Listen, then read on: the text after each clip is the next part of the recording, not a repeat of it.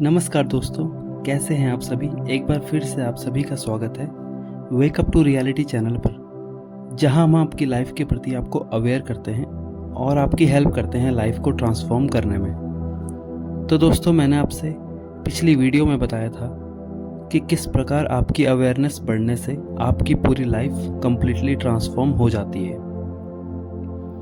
आप में क्या क्या बदलाव आते हैं। तो दोस्तों, आपको अगर अवेयरनेस के बारे में समझना है तो उस वीडियो को ज़रूर से देखिए।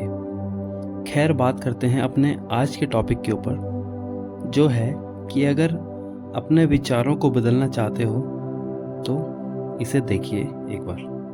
तो दोस्तों, आपको तो पता ही होगा कि विचारों को मैं बीज की तरह मानता हूँ, जो कुछ कोड्स को अपने भीतर समाहित करके रहते हैं, और जब ये बीज ब्रेन की उपजाऊ भूमि में बोए जाते हैं तो ये लूप्स का ऐसा पेड़ बन जाता है जिसकी जड़ों को काटना असंभव हो जाता है, क्योंकि हम अपने क्विक फिक्स तरीकों को यूज करके इस पेड़ की शाखाओं को तो काट पाते हैं, पर उस पेड़ की जड़ तक कभी पहुंच ही नहीं पाते। यहाँ पर जड़ आपका डीप रूटेड बिलीफ है, जिसे काटना बहुत मुश्किल होता है, क्योंकि हम उस पेड़ की शाखाएं ही काटते रहते हैं। बस, तो हमें उन बीजों पर अपना फोकस करना है जो इन पेड़ों को आकार देते हैं। वो बीज जो कोड्स से भरे हुए होते हैं, वो कोड्स जो हमें चला रहे होते हैं। ये कोड्स को चेंज करना हमें हमारी लाइफ को कम्प्लीटली ट्रांसफॉर्म करने के बराबर है। तो इन कोड्स को आकार देते हैं हमारे विचार।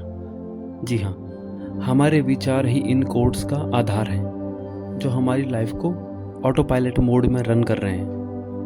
तो हमें अपने विचारों पर काम करना होगा, जिससे ये हमारे कोड्स चेंज होंगे, और जब हमारे कोड्स चेंज होंगे तो ये एक बीज का रूप ले लेंगे, जो हमारे ब्रेन में जाकर जम जाएंगे और एक नए डीप बिलीफ का पौधा उगाएगा।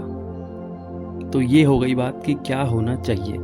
अब बात करते हैं कि ये सब करना कैसे है। मैंने अपनी पिछले कई वीडियोस में बहुत सारे तरीके बताए हैं कि कैसे आप अपने थॉट्स को या थॉट प्रोसेस को चेंज कर सकते हैं।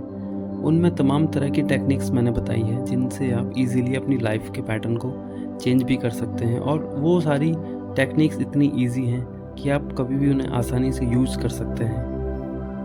तो आज भी मैं एक ऐसी ही टेक्निक के बारे में बात करूंगा जो बहुत अच्छे तरीके से हमारे कोड्स को चेंज करने में हेल्प करती है। तो दोस्तों, मैं जिस टेक्निक की बात कर रहा हूँ उसे कहते हैं अफर्मेशंस। हाँ, अफर्मेशंस क्या होते हैं कि जब भी आप इंटेंशनली कोई थॉट के बारे में सोचते हैं कि ये ऐसा होना चाहिए, तो उसे आप बोलकर डिस्क्राइब करते हैं। जैसे आपका थॉट है कि मैं अमीर हो गया हूँ, तो आपकी अफर्मेशन होगी ऐसी कि आई एम रिच।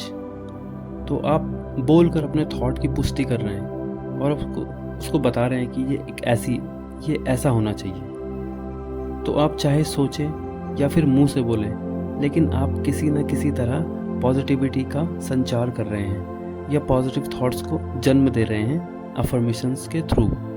तो ये है अफर्मेशंस का यूज करना।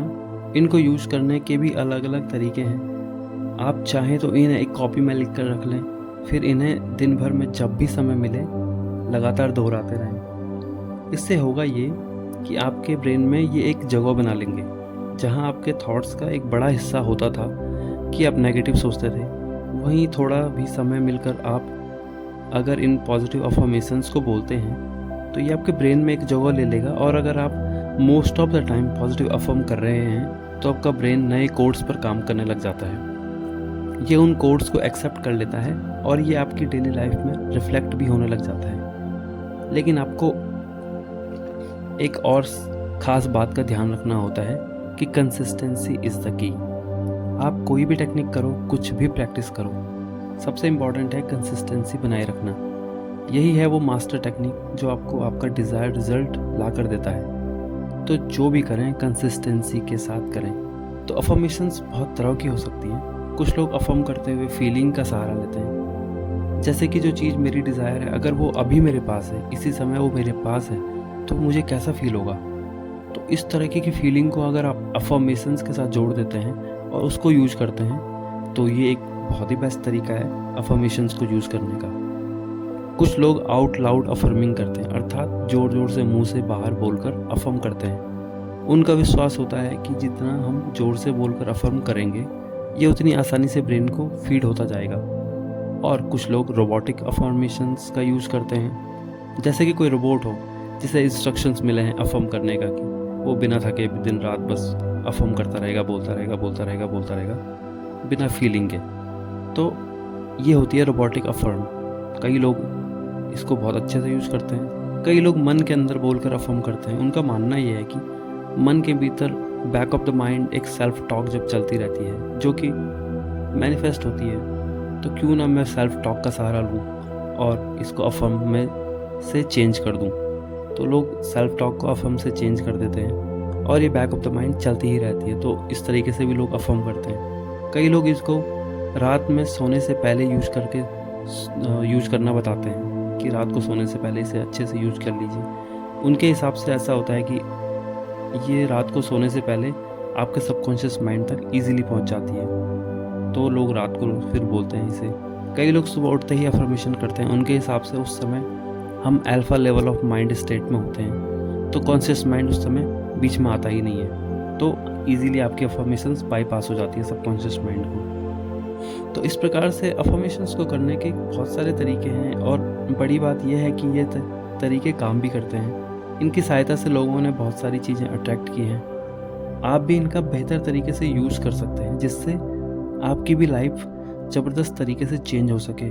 तो अफर्मेशंस एक बहुत पावरफुल टूल है जो कि यूज़ करने में बहुत ईजी होता है। इसको आप अपने हिसाब से मॉडिफाइड भी कर सकते हैं। तो दोस्तों, आप भी इस टेक्निक को यूज़ करें और अपनी लाइफ को मैजिकल बनाएं। तो दोस्तों, अगर आपको हमारा वीडियो पसंद आया हो तो प्लीज़ इसे लाइक करें और चैनल को सब्सक्राइब करें, और हम मिलते हैं आपसे अपनी अगली वीडियो में।